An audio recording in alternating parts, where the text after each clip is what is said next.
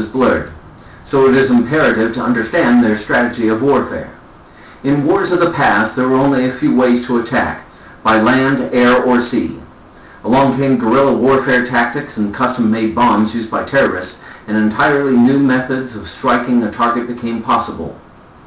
War became no longer confined to the battlefield with the reinvention of psychological attacks and propaganda fronts. America is good at building technologically superior weapons, such as bombs.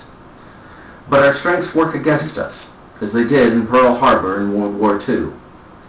We feel protected by distance, confidence our bombs and security will protect us against an invasion and will shield us from any incoming threat. This is illusionary and short-sighted. Antiquated and nearsighted thinking lead us to rely on our military prowess and might, while our guns misfire in the desert and whistleblowers expose the deaths brought on by the Humvee lobby. Terrorists, on the other hand, hide in crowded apartment buildings and launch rockets at our friends from schoolyards. Even when we score a hit, we lose. Currently, the band ISIS poses the biggest threat. Harry St. John Philby, an expatriated British official, worked with Abdelaziz to oppose Ottoman rule.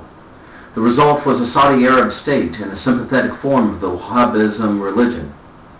ISIS is an attempt to return to the Puritan fundamentals of Wahhabism and exorcise all other religions by force. This fight is one of ideology and cannot be won by killing. Blood feuds and extermination campaigns have never worked. History is littered with remnants that rise up with each successive generation. Much like ISIS is doing now, taking peace from the earth by genocide, Hitler exploited arbitrary political boundaries and generations of religious infighting in Yugoslavia. The so-called axis of evil is in the mind. Countries are not evil. Rulers and influential people that think of evil deeds, whether upon citizens, the economy, or the environment, are, as what the Greeks call, Apollyon. It is that kind that must charter for good will upon every person in every country, or be brought back into right standing. Just as ISIS, in telling its members that peace comes from blood, so bankers that steal from homeowners and corporations that pollute are the axis of evil today. Rather, blood is atoned by the pure selfless sacrifice of a willing innocent.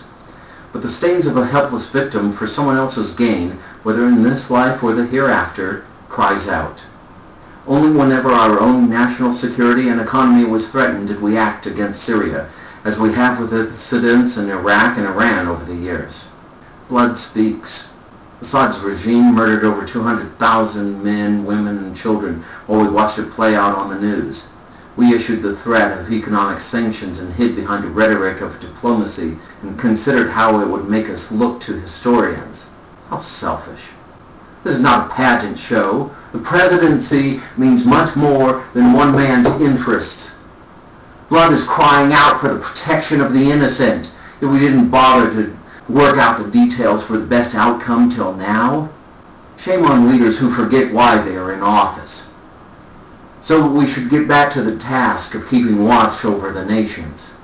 The order of the day will be as it was with the Founding Fathers, piracy on the high seas.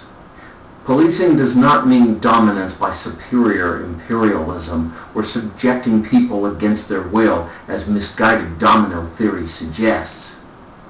Rather, our manifest destiny is to intercede for the people by interposing higher law and will on their aggressors and sacrificing unrestrained corporate desires so the people might have the opportunity to excel and pursue their God-given purpose.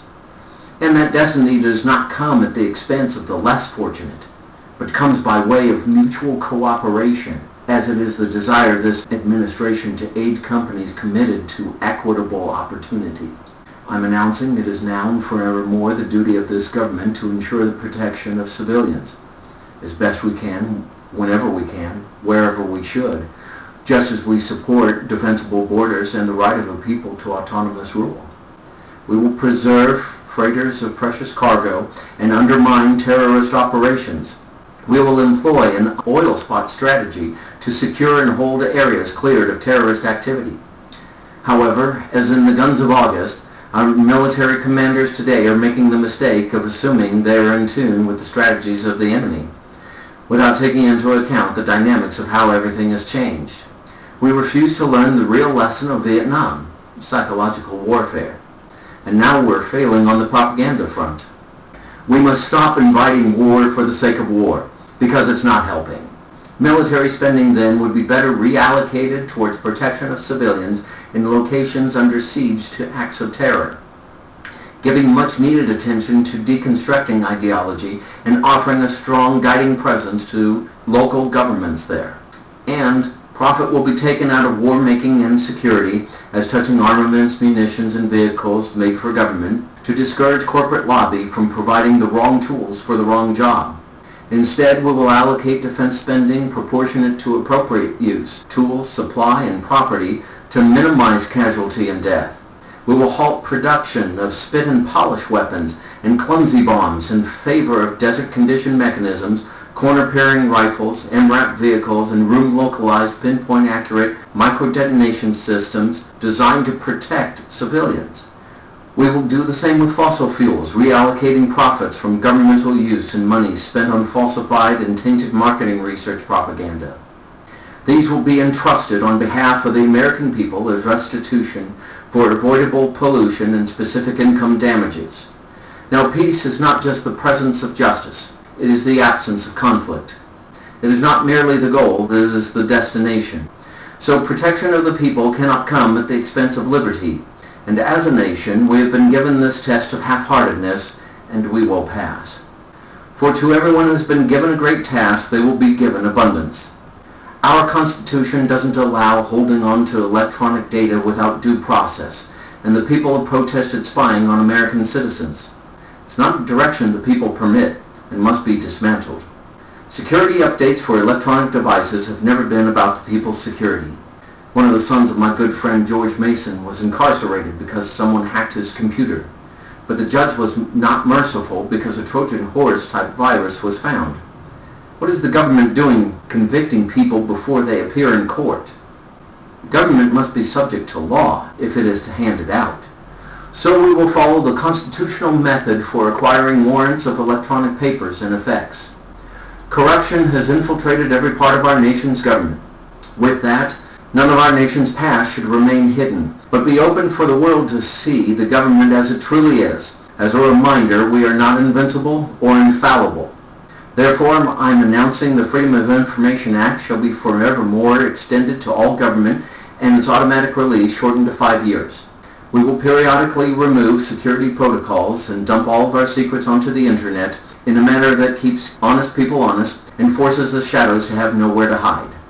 Holding an alleged law over the people to force everyone in the U.S. to take a course of action is an ultimatum, not a choice. So security at the expense of freedom is control by fear, not protection. I therefore order mercenary cells and paramilitary to stand down that were hired by the government to hasten carrying out violent acts against citizens.